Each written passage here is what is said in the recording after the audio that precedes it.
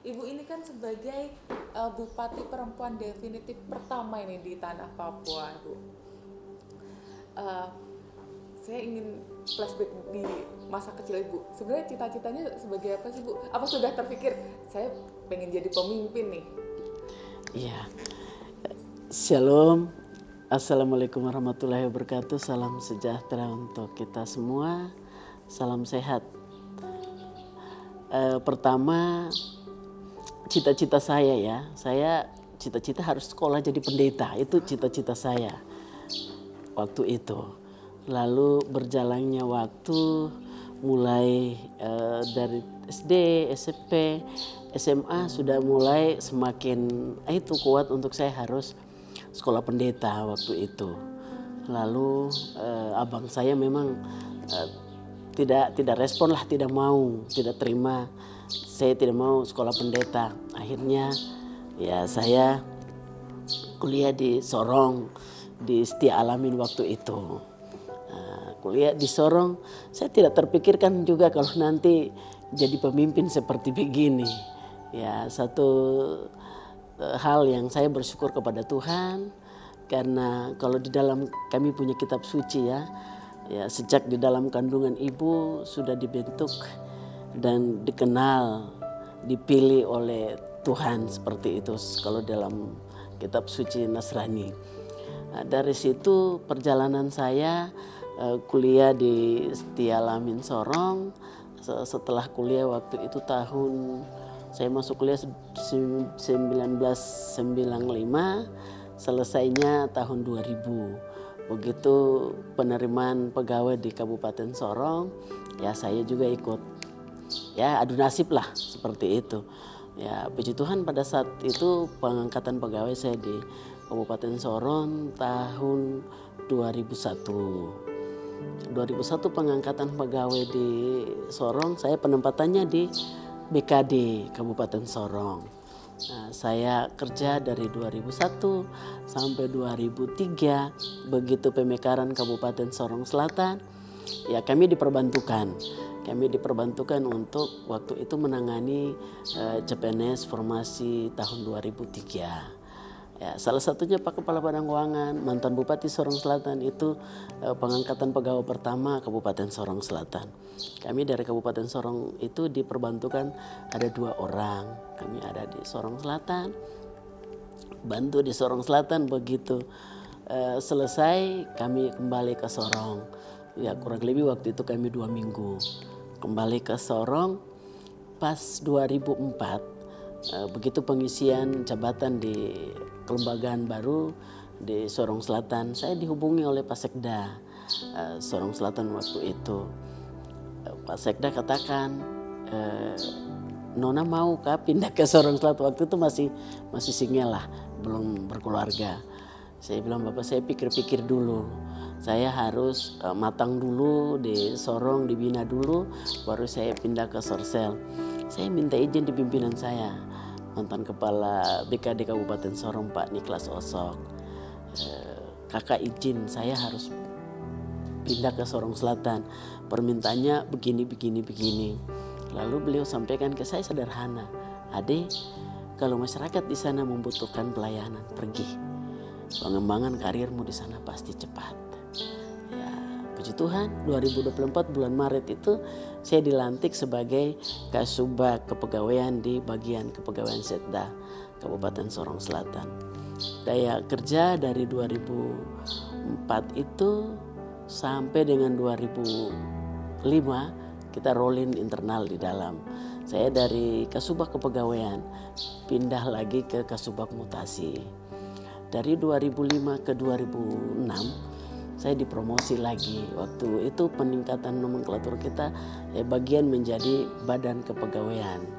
Waktu itu BKD. Saya dilantik Kabid Mutasi. Dari Kabid Mutasi itu sampai dengan tahun 2010. Begitu 2011 saya dilantik Kepala Kantor Pemberdayaan Perempuan. Tapi waktu itu saya tidak terima, saya ajukan pengunduran diri dari jabatan. Saya melaksanakan tugas sebagai staf saja di Badan Kepegawaian Daerah waktu itu tahun 2010. 2011 sampai ke 2013 saya dilantik lagi sebagai sekretaris pertambangan. Nah, dari sekretaris pertambangan dari 2015-2016 saya dipeltekan di BKPSDM Kabupaten Sorong Selatan. Jadi dari 2016-17 itu saya PLT sampai 2019. Masuk 2020 saya ikut seleksi CPT Pratama. Ya, puji Tuhan, saya dinyatakan lulus dan dilantik definitifnya itu tahun 2020 di BKPSDM. Dari 2020 sampai 2024 kemarin saya berpikir saya coba dulu di dalam dunia politik. Tapi niat itu memang ada waktu itu. Setelah saya dari sekretaris, saya waktu masih di sekretaris pertambangan itu sudah ditawarkan mantan pimpinan Bapak Samsudin waktu itu untuk 2015 gandeng dengan beliau jadi wakil bupati. Saya diskusi dengan Pak Kepala Badan Keuangan, dengan wakil sekarang. Waduh, perjalanan karir saya masih panjang. Saya masih muda. Saya tekuni dulu karir saya. Saya sampaikan permohonan maaf. Di 2020 beliau juga menawarkan lagi untuk dampingi beliau wakil. Saya juga sampaikan ke Pak Sam, Bapak mohon izin, mungkin saya kerja dulu dengan Bapak. Nanti saya ikuti 2024. Di 2024 satu hal yang saya pegang dari beliau tantang saya. Bu Nela, kalau menolak lagi berarti berkat itu sudah tidak akan datang yang ketiga kali ke Ibu Nela. Dari situ saya analisa, wah, kalau seperti begini berarti saya coba dulu. Nah, tapi sebelum saya mencoba, ya kembali ke orang percaya, saya berdoa minta petunjuk Tuhan. Gimana nih Tuhan? Saya punya hati mau melayani masyarakat Sorong Selatan waktu itu. Memang niat besar sekali. Saya mau melayani masyarakat Sorong Selatan. Lalu saya minta izin di suami. Bagaimana? Lalu suami dan keluarga, mertua mereka sampaikan, kalau ini peluang, gunakanlah dan manfaatkanlah peluang ini. Tapi sebelumnya sosialisasi dulu. Saya lakukan sosialisasi, konsolidasi dari kampung ke kampung, dari distrik ke distrik. Ternyata sambutan masyarakat itu luar biasa. Dari situ saya ambil keputusan. Saya mencoba, ya kalau kita di tanah Papua, perempuan itu ya untuk bersaing dengan laki-laki, untuk kepala daerah itu hal yang kayak gimana ya, harga diri laki-laki itu lebih diprioritas dibanding kami perempuan. Dianggap perempuan itu tidak ada apa-apa. Itu di Papua pada umumnya, bukan Sorong Selatan saja. Itu Papua pada umumnya. Jadi ya kata kasarnya bahwa kami saudara-saudara laki-laki egonya lebih tinggi dibanding kita, bahwa wah, perempuan tidak boleh melebihi laki-laki. Nah, perempuan itu harus dibawa laki-laki. Pembagian ya hak apapun, perempuan tetap ada di bawah laki-laki. Perempuan tidak boleh melebihi laki-laki. Tapi dari situ saya punya komitmen, saya mencoba dulu. Nah, puji Tuhan, saya lakukan konsolidasi. Setelah itu ya saya mulai kerja keras, cari partai. Nah, setelah sudah mendapatkan partai, kayak niat dan keinginan itu semakin ada di depan mata gitu. Nah, lalu ya seiringnya waktu, ya puji Tuhan, dari kami 5 kandidat itu ya saya terpilih kembali ke Nasrani, bahwa ya itulah keputusan Tuhan. Dan itu yang saya harus katakan untuk semua perempuan Papua di tanah Papua pada umumnya, khususnya kita yang ada di wilayah Provinsi Papua Barat Daya, bahwa perempuan juga bisa sebenarnya. Hanya selama ini tidak diberikan kesempatan untuk kita perempuan. Ya ada orang tua punya nasihat begini, kalau laki-laki kerja dengan otak, kalau perempuan bekerja dengan hati. Jadi cara pelayanan laki-laki dan perempuan itu beda. Perempuan itu dia bisa melihat sampai hal kecil. Kalau laki-laki dia lihat hal-hal besar saja yang dia harus lakukan. Dan saya ya ini kesempatan yang luar biasa untuk perempuan di Indonesia banyak sudah jadi kepala daerah. Tapi kita di Indonesia Timur khusus untuk Papua pada umumnya baru kali ini. Tapi untuk PJ bupati itu perempuan sudah banyak. Salah satu motivator bagi saya itu untuk kaum perempuan itu Ibu Wamen, Ibu Rifka. Itu salah satu sosok yang menjadi motivasi buat saya. Loh, kenapa dia bisa, kenapa saya tidak bisa itu. Berarti sudah cukup panjang ini perjalanan Ibu ya. Nah, tekad sebenarnya tadi balik lagi cita-cita menjadi pendeta, tapi kan sekarang juga melayani. Iya, jadi sama-sama melayani. Iya. Jadi tekad yang kuat untuk bisa maju sebagai bupati dan menanggalkan ASN itu apa? Saya ya dari sisi kan dari sisi aturan apa namanya, saya 12 tahun lagi baru saya pensiun. Nah, tapi kata apa ya, sebenarnya saya terlalu berani gitu, terlalu berani ambil keputusan untuk saya tinggalkan ASN yang sebenarnya saya punya masa ASN itu masih ada kurang lebih 12 tahun. Tapi saya berani ambil keputusan dan niat itu ya Tuhan juga tahu niat saya. Karena saya mau, yang tertanam dalam saya punya hati, saya mau bangun negeri 1001 sungai, saya mau melayani masyarakat Sorong Selatan cukup dengan hati, tidak ada dengan lain-lain.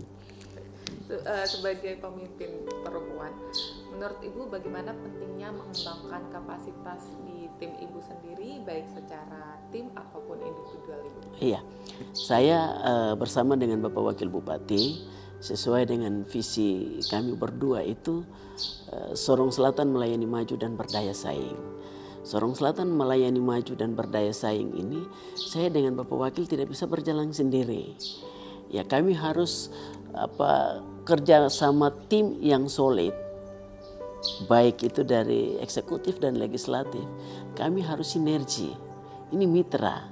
Ya, kita sama-sama bergandengan tangan. Kita punya komitmen yang sama untuk kita bangun Sorong Selatan. Saya percaya pasti masyarakat Sorong Selatan lebih baik dari hari kemarin.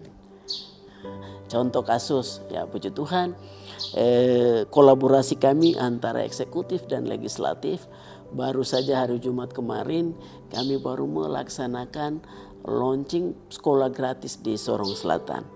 Siswa bebas SPP, bebas pakaian seragam, komite, dan itu menjadi tanggung jawab pemerintah daerah. Kita bagi dua, khusus untuk pemerintah Kabupaten Sorong Selatan. Tadi bebas dari pakaian seragam, dari SPP, dari komite, itu menjadi tanggung jawab Sorong Selatan. Sementara untuk pendaftaran mulai dari TK sampai dengan SMP itu menjadi tanggung jawab Provinsi Papua Barat Daya. Nah, kami juga ada kerjasama dengan sekolah Universitas Unsar. Ya, kami punya program unggulan itu di poin ke-6. Itu bagaimana untuk meningkatkan pendidikan, ya satu rumah tangga, satu keluarga, satu sarjana.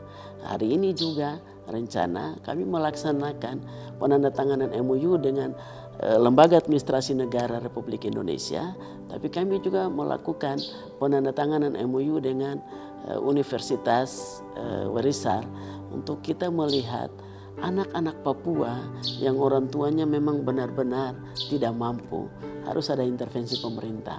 Kami juga siapkan biaya pendidikan untuk mereka, tapi untuk kita punya anak-anak Sorong Selatan, anak-anak Papua yang kuliah di luar, itu juga kita sediakan anggaran bantuan pendidikan juga untuk mereka yang dianggap orang tuanya tidak mampu.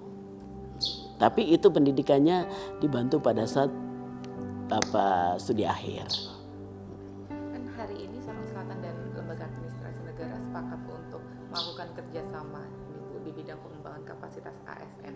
Nah, menurut Ibu sendiri bagaimana urgensi pengembangan kapasitas ASN untuk mencapai arah dan tujuan yang pembangunan di Kabupaten Sorong Selatan ini?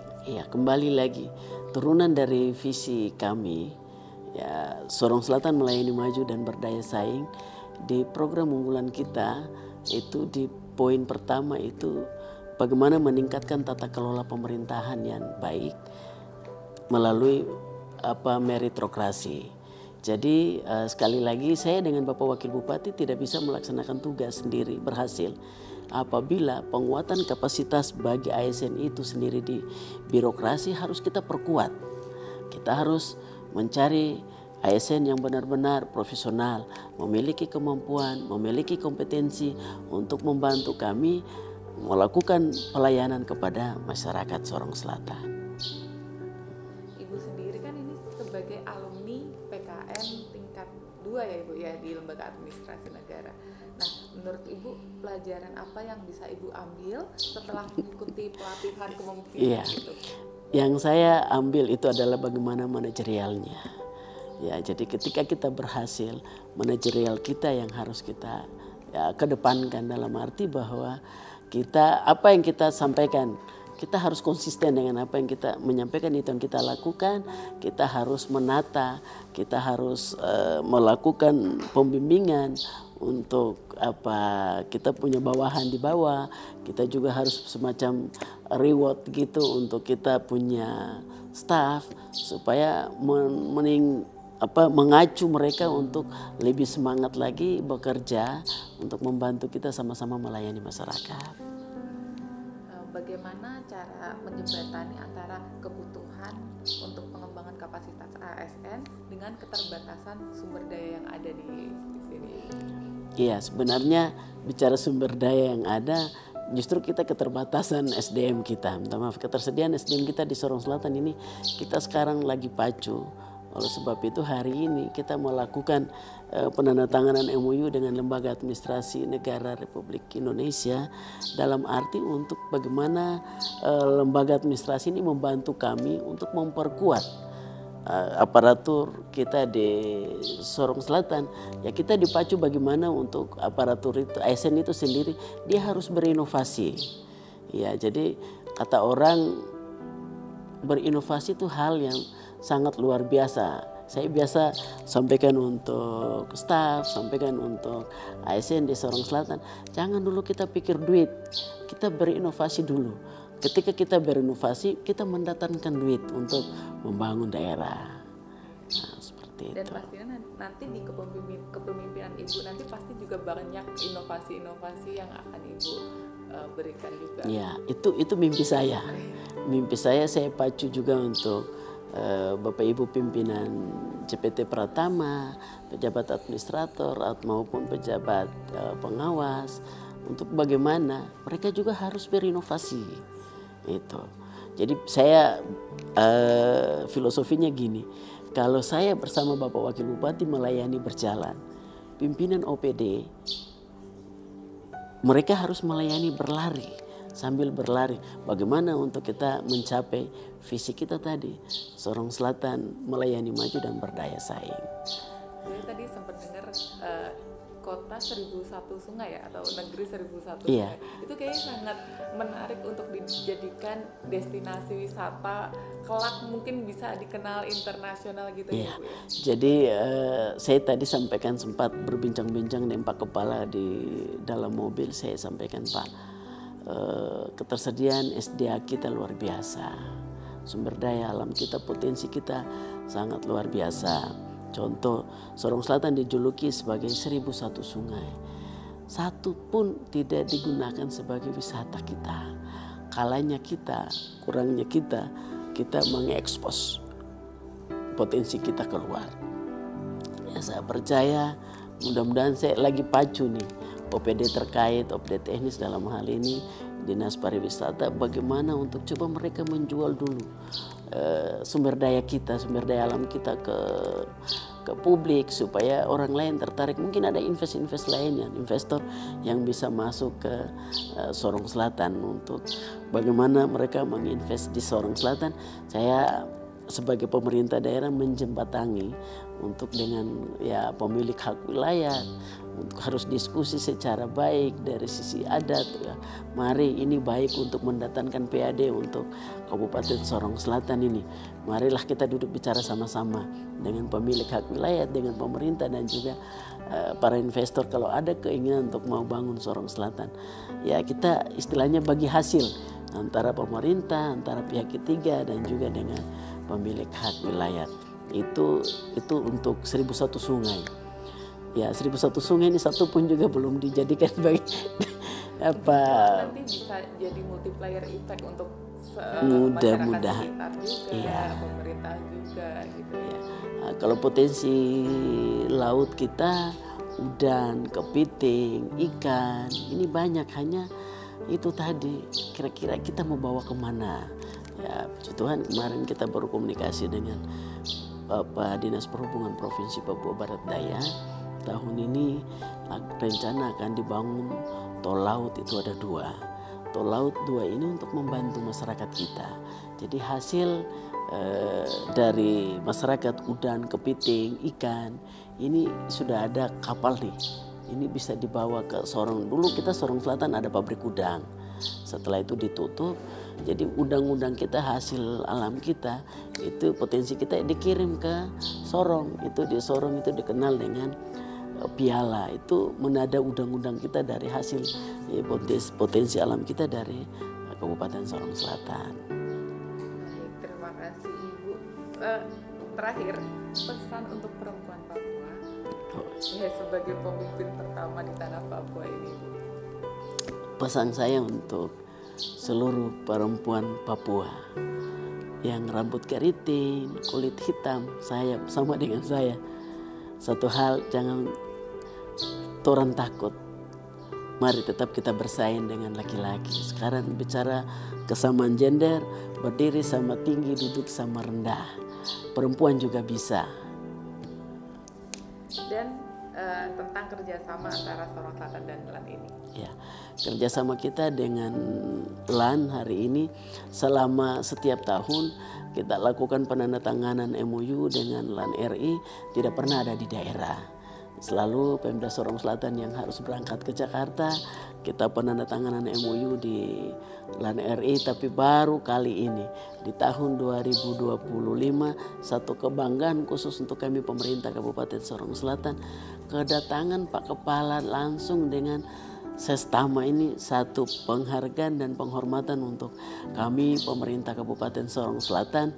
Saya sebagai kepala daerah, saya bangga kerjasama ini ya di berbagai bidang, ya pengembangan SDM bagi ASN itu sendiri, baik S2-nya, baik di diklat penjenjangan maupun dengan seleksi JPT, uji kompetensi, kita bangun kerjasama dengan LAN. Dan hari ini saya sekali lagi saya katakan bahwa saya sebagai kepala daerah saya sangat bangga dengan kedatangan Pak Kepala LAN RI Bapak Taufik bersama dengan Bapak Andi Taufik.